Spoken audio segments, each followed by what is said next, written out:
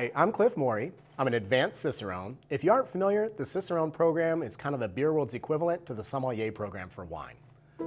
Today I just wanted to show you guys a few quick tips to enjoy better beer at home. So anytime we're drinking beer at home, you want to pour it into a glass. And the reason why is you're going to get a lot more of the flavor and aroma.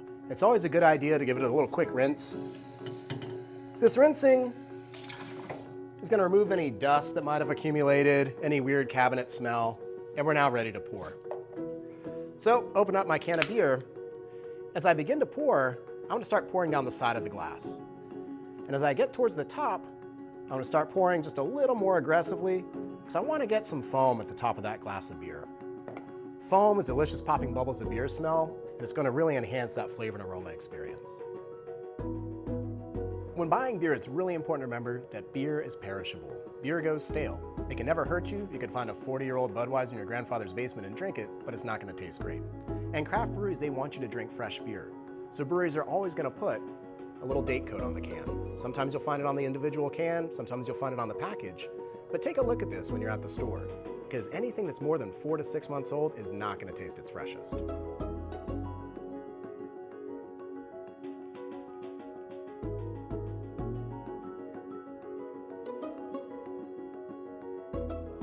There's a really popular beer myth that I'd like to bust for you guys today, and that's the idea that if you let cold beer get warm and then chill it down again, you've somehow ruined the beer.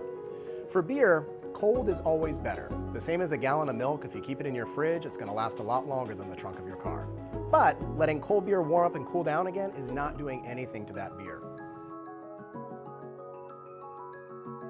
A question I get asked a lot is which is better, bottle versus can?